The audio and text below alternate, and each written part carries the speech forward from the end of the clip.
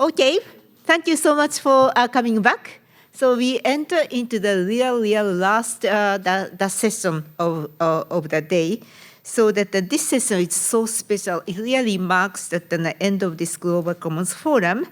And this is actually that I would like to invite the President Teruo Fuji, who is actually engaging with the 2 students of University of Tokyo who have been really keenly, I hope, listening to the entire discussion today. And then they will share their reflection with President Fuji, and they will actually engage in the conversation.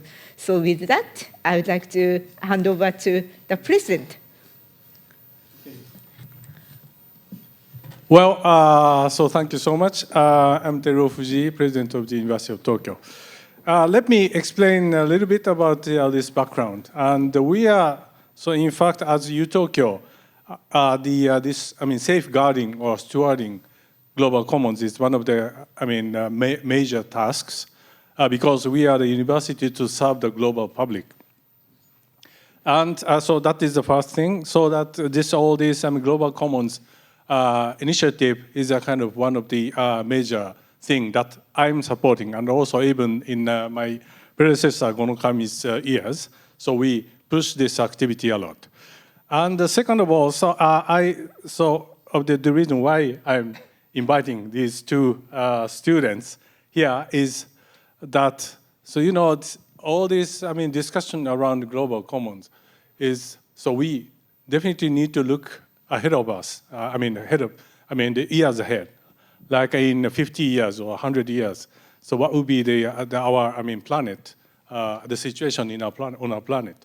So then in that sense, it is so important to listen to all this next generation, and also, of course, let them, take the lead or take the initiative to make all this, place or planet a better place for us. So, and for that, let me introduce first Ms. Chika Ezre, who's from Department of Interdisciplinary Information Studies, and Hozumi Kikuchi from Department of Urban Engineering, which is in the Graduate School of Engineering. And so first, I'd like to let them, make a self-introduction, and as well as what they get or what would be their, opinion over the discussion that we had here. So. Okay, so Ezure-san, please. Hi, everyone. I'm the master's student of Interdisciplinary Information Studies, and I specialize in, my research field is gender, sexuality, and feminism, especially about femtech. And femtech is a combined word of female and technology, which solves women's health issue by innovative technology. I actually started up my company 3 years ago in the field of femtech, and I sold my business this year and then come to the University of Tokyo this April. Yeah. Okay, hello everyone. My name is Hozumi Kikuchi, and my major is urban engineering, urban planning. And particularly, I'm studying urbanology, which means see or study the cities in societic view. And now I'm thinking how cities will be or how cities should be in the future.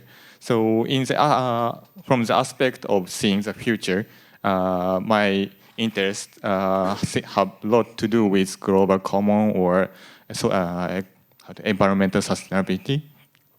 And yes, so okay.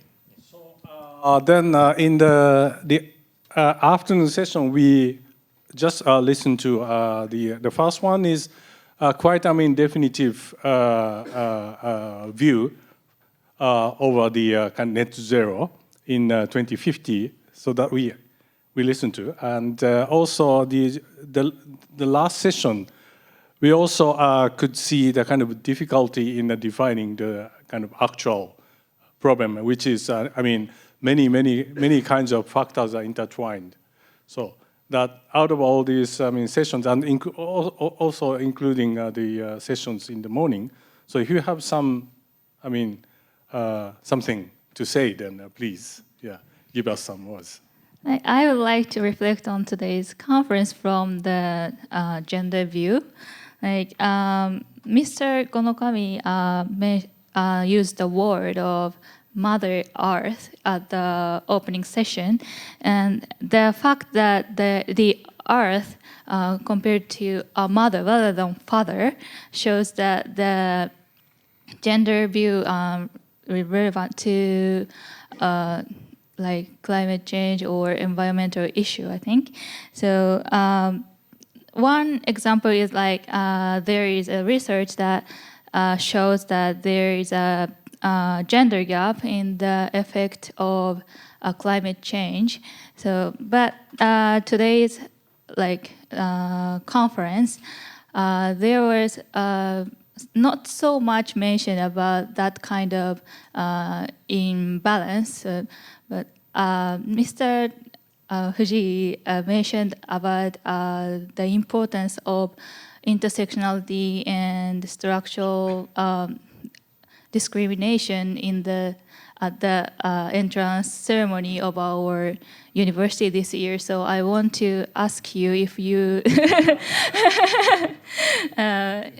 is there any part of this conference that could be improved from that kind of view? Oh, that's a great question. So, there should be some gender gap in terms of this, sustainability thing.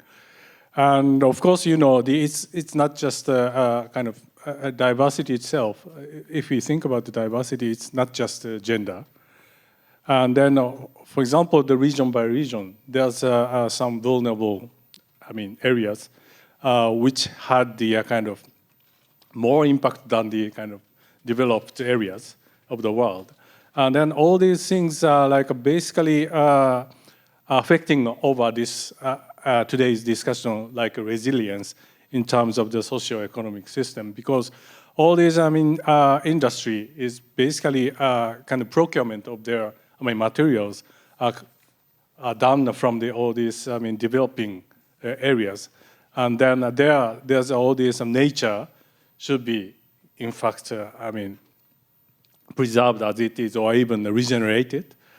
But as we have discussed a lot here, it's not so easy to pursue such kind of circular thing so far. Then we are now trying to make such kind of system so that this gender gap is should be of course included into all these consideration, but also not only gender but also the kind of diversity in general. We really need to take into account. So that's my response to your the question. So that's a really good question. So it's we really need to take care of that. So, and then what about you, Kikuchi-san? Thank you. Yes, from this forum, also so solving the issue of global common is difficult, but as Johan said, it should be maybe partially, but solved in 15 or 20 years. And I felt, or I guess, there are two levels of solutions.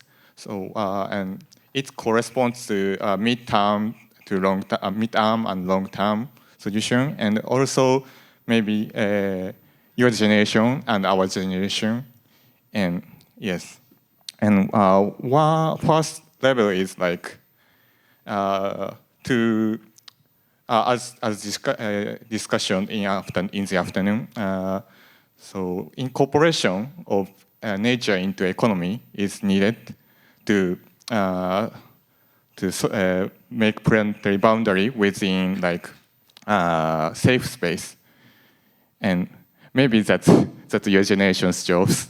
And yes, and but what is there needed is to achieve the just space in planetary boundary terms, and to reach to that level, some radical social change of values, like what we pursue or when we feel happy is needed, and we should think about the change of values parallel in this 20 years, and yeah, so the social goal of social change, we have to, and our generation have to describe the goal of social change, and I felt that's my job, maybe. Thank you.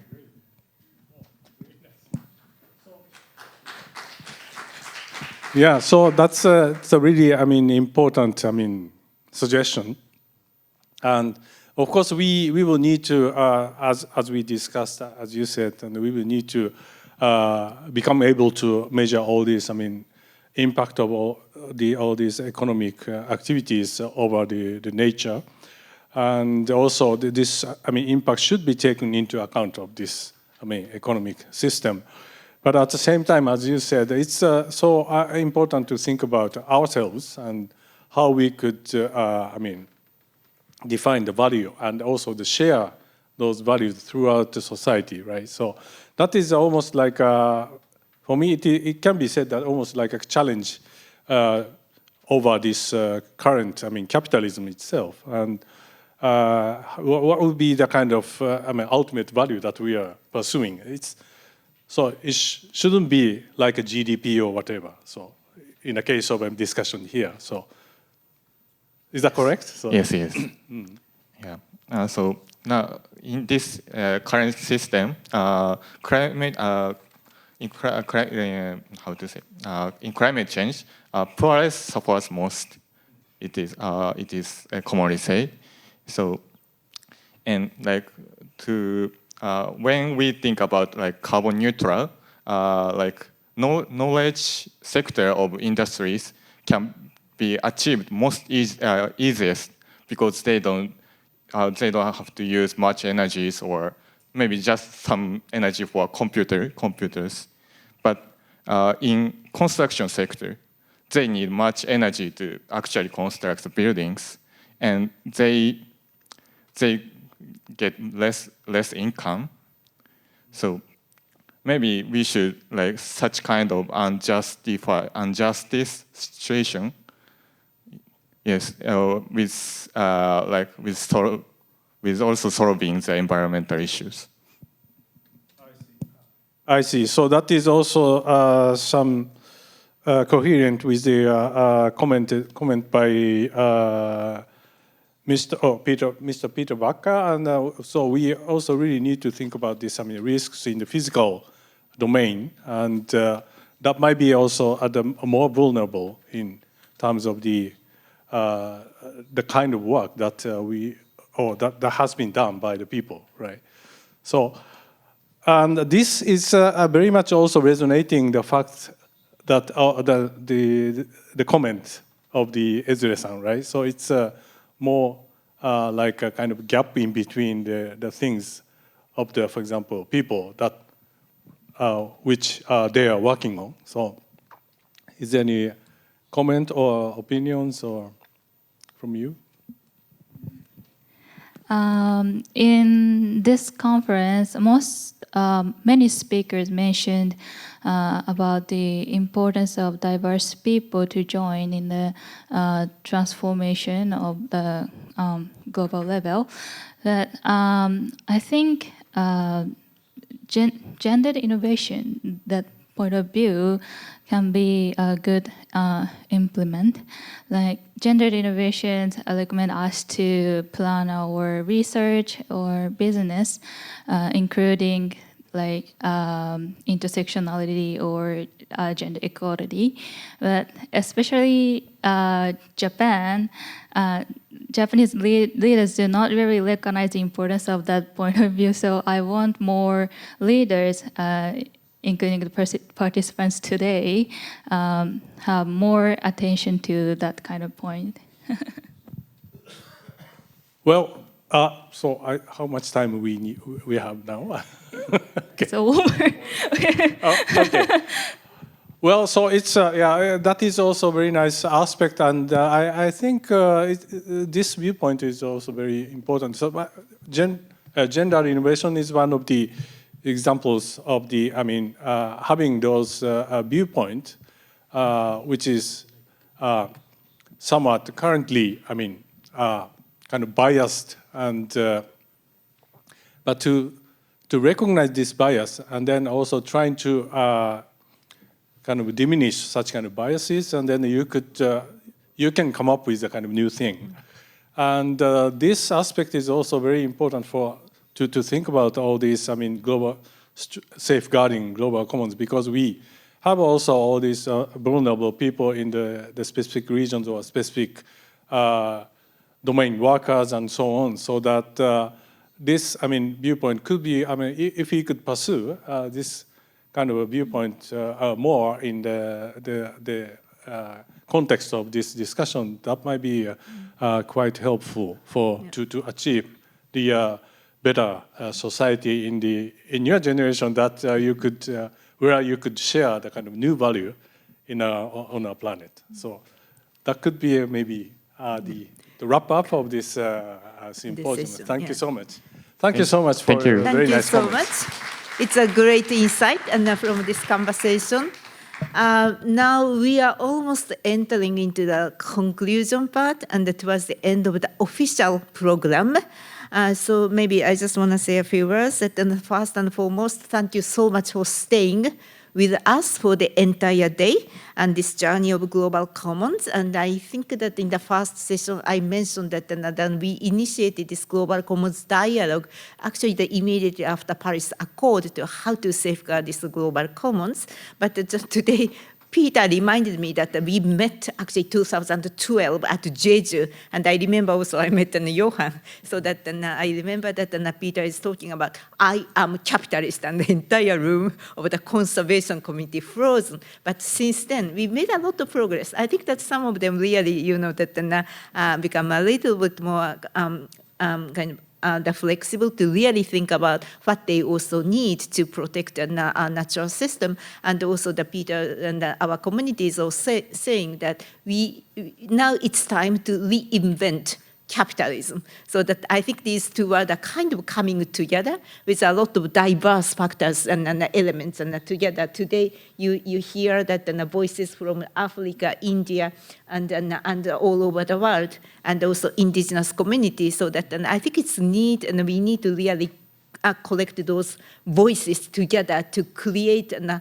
collective action space, because otherwise we would be stuck and there is a stalemate, and we have to find a way to break through this prisoner's dilemma situation to safeguard the global commons. So I would like to invite all of you to join this global commons journey, so that we could create another bright future together with that new generation. So I just also want to thank my team who have been working crazily over summertime, and I hope there is nobody died, so that I'm very glad that they survived. Thank you so much for the team. So with that, thank you so much, and we close the official program.